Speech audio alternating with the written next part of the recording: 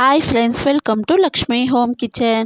ಇವತ್ತಿನ ರೆಸಿಪಿಯಲ್ಲಿ ತುಂಬ ಟೇಸ್ಟಿಯಾದಂಥ ಮಾವಿನಕಾಯಿ ಚಿತ್ರಾನ್ನ ಮಾಡೋದು ಹೇಗೆ ಅಂತ ತೋರಿಸ್ಕೊಡ್ತೀನಿ. ವಿಡಿಯೋ ನೋಡೋದಕ್ಕಿಂತ ಮುಂಚೆ ನಮ್ಮ ಚಾನಲ್ನ ಹೊಸದಾಗಿ ನೋಡ್ತಾ ಇದ್ದರೆ ದಯವಿಟ್ಟು ಸಬ್ಸ್ಕ್ರೈಬ್ ಮಾಡ್ಕೊಳ್ಳಿ. ಹಾಗೆ ಪಕ್ಕದಲ್ಲಿರುವ ಬೆಲ್ ಐಕಾನ್ ಒತ್ತಿ, ಆಗ ನಾವು ಪ್ರತಿಯೊಂದು ವೀಡಿಯೋನೂ ನೋಟಿಫಿಕೇಷನಲ್ಲಿ ಬಂದು ತಲುಪುತ್ತೆ.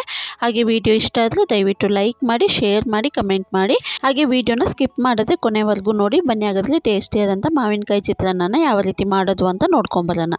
ಮೊದಲಿಗೆ ಇಲ್ಲಿ ನಾನು ಸ್ಟವ್ನಲ್ಲಿ ಒಂದು ಕಡಾಯಿನ ಇಟ್ಕೊಂಡಿದ್ದೀನಿ. ಕಡಾಯಿ ಬಿಸಿ ಆಗ್ತಾ ಇದ್ದಂಗೆ ಒಂದು ಸ್ವಲ್ಪ ಎಣ್ಣೆನ ಹಾಕ್ಕೊಳ್ತಾ ಇದ್ದೀನಿ.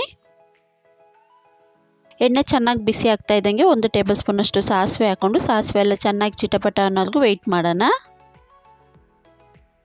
ಸೊ ನೋಡಿ, ಸಾಸಿವೆ ಎಲ್ಲ ಚೆನ್ನಾಗಿ ಚಿಟಪಟ ಅಂದಿದೆ. ಈಗ ಇದಕ್ಕೆ ಒಂದು ಸ್ವಲ್ಪ ಶೇಂಗಾ, ಹಾಗೆ ಒಂದು ಸ್ವಲ್ಪ ಕಡಲೆಬೇಳೆ, ಹಾಗೆ ಒಂದು ಸ್ವಲ್ಪ ಉದ್ದಿನ ಬೇಳೆನ ಹಾಕ್ಕೊಳ್ತಾ ಇದ್ದೀನಿ.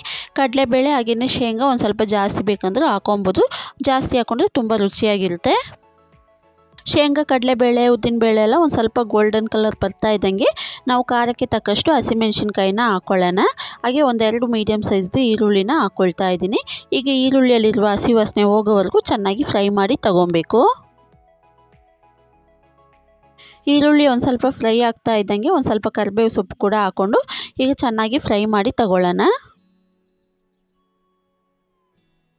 ಸೊ ನೋಡಿ, ಇವಾಗ ಈರುಳ್ಳಿ ಎಲ್ಲ ಚೆನ್ನಾಗಿ ಹಸಿ ವಾಸನೆ ಎಲ್ಲ ಹೋಗಿ ಚೆನ್ನಾಗಿ ಫ್ರೈ ಆಗಿದೆ.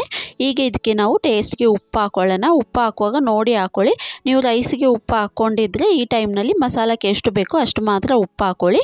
ಸೊ ನಾನು ರೈಸಿಗೆ ಉಪ್ಪು ಹಾಕ್ಕೊಂಡಿರಲಿಲ್ಲ, ಸೊ ಹಾಗಾಗಿ ರೈಸಿಗೂ ಸೇರಿಸಿ ಉಪ್ಪು ಹಾಕ್ಕೊಂಡಿದ್ದೀನಿ. ಉಪ್ಪೆಲ್ಲ ಹಾಕಿ ಒಂದು ಸಲ ಚೆನ್ನಾಗಿ ಮಿಕ್ಸ್ ಮಾಡ್ಕೊಬೇಕು.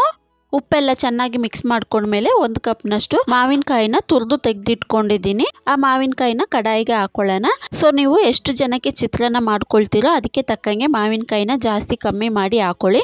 ನಾನಿಲ್ಲಿ ಒಂದು 3 ಜನಕ್ಕೆ ಆಗುವಷ್ಟು ಮಾಡ್ಕೊಳ್ತಾ ಇದ್ದೀನಿ. ಸೊ ಹಾಗಾಗಿ ನಾನು ಒಂದು ಚಿಕ್ಕ ಕಪ್ನಲ್ಲಿ 1 ಕಪ್ನಷ್ಟು ಹಾಕ್ಕೊಳ್ತಾ ಇದ್ದೀನಿ. ಸೊ ಮಾವಿನಕಾಯಿ ಚಿತ್ರಾನ್ನ ಅಂದಿದ ತಕ್ಷಣ ಪೂರ್ತಿಯಾಗಿ ಮಾವಿನಕಾಯಿ ಹಾಕಬೇಕು ಅಂತ ಇಲ್ಲ. ನಾವು ಮಾವಿನಕಾಯಿ ಹಾಕಿ ಮಾಡೋದ್ರಿಂದ ಮಾವಿನಕಾಯಲ್ಲಿ ಜಾಸ್ತಿ ಹುಳಿ ಇರುತ್ತೆ. ಸೊ ಜಾಸ್ತಿ ಹುಳಿ ಆದರೂ ಕೂಡ ಚಿತ್ರಾನ್ನ ಅಷ್ಟು ಚೆನ್ನಾಗಿರಲ್ಲ. ಸೊ ಹಾಗಾಗಿ ನೀವು ಎಷ್ಟು ರೈಸ್ ತಗೊಳ್ತೀರೋ ಅದಕ್ಕೆ ಸ್ವಲ್ಪ ಕಮ್ಮಿಯಾಗಿ ನೀವು ಮಾವಿನಕಾಯಿನ ತಗೊಳ್ಳಿ. ಆವಾಗ ನಿಮಗೆ ಕರೆಕ್ಟಾಗಿರುತ್ತೆ.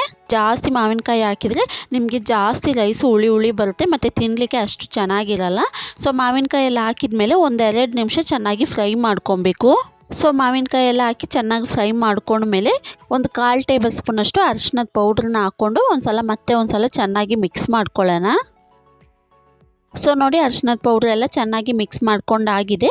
ಈಗ ಇದಕ್ಕೆ ನಾವು ಬೇಯಿಸಿ ತೆಗೆದಿಟ್ಟಂಥ ರೈಸ್ನ ಹಾಕ್ಕೊಳ್ಳೋಣ. ನಿಮ್ಮ ಹತ್ರ ಹಳೆ ರೈಸ್ ಇದ್ದರೆ ಹಳೆ ರೈಸ್ ಕೂಡ ಹಾಕೊಬೋದು. ಇಲ್ಲಾಂದರೆ ಬೆಳಿಗ್ಗೆ ನೀವು ಫ್ರೆಶ್ ಆಗಿ ರೈಸ್ನ ಮಾಡ್ಕೊಂಡಿದ್ದೀರಾ ಅಂದರೆ ಅದನ್ನ ಕಂಪ್ಲೀಟಾಗಿ ಆರಿಸಿ ಚೆನ್ನಾಗಿ ಉದುರಾಗಿ ಮಾಡ್ಕೊಳ್ಳಿ.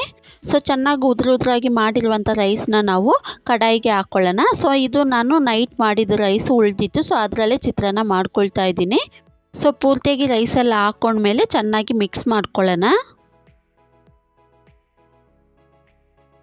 ಸೊ ರೈಸ್ ಎಲ್ಲ ಚೆನ್ನಾಗಿ ಮಿಕ್ಸ್ ಮಾಡ್ಕೊಂಡಾದಮೇಲೆ ಇದಕ್ಕೆ ಮೇಲ್ಗಡೆ ಒಂದು ಸ್ವಲ್ಪ ಕೊತ್ತಂಬರಿ ಸೊಪ್ಪನ್ನ ಹಾಕ್ಕೊಳ್ಳೋಣ.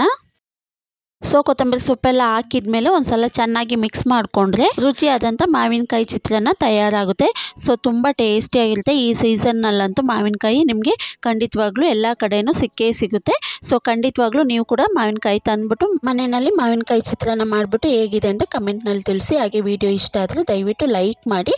ಹಾಗೆ ನಿಮ್ಮ ಫ್ಯಾಮಿಲಿ ಫ್ರೆಂಡ್ಸಿಗೆಲ್ಲ ವಿಡಿಯೋನ ಶೇರ್ ಮಾಡಿ. ಹಾಗೆ ನಮ್ಮ ಚಾನಲ್ನ ಯಾರಾದರೂ ಹೊಸದಾಗಿ ನೋಡ್ತಾ ಇದ್ದರೆ ದಯವಿಟ್ಟು ಸಬ್ಸ್ಕ್ರೈಬ್ ಮಾಡ್ಕೊಳ್ಳಿ. ಹಾಗೆ ಪಕ್ಕದಲ್ಲಿರುವ ಬೆಲ್ ಐಕಾನ್ ಒತ್ತಿ, ಆಗ ನಾವು ಹಾಕೋ ಪ್ರತಿಯೊಂದು ವೀಡಿಯೋನು ನೋಟಿಫಿಕೇಷನಲ್ಲಿ ಬಂದು ತಲುಪುತ್ತೆ. ಮತ್ತೆ ಇನ್ನೊಂದು ಹೊಸ ರೆಸಿಪಿಯೊಂದಿಗೆ ಮತ್ತೆ ಭೇಟಿ ಆಗ್ತೀನಿ. Thank you for watching.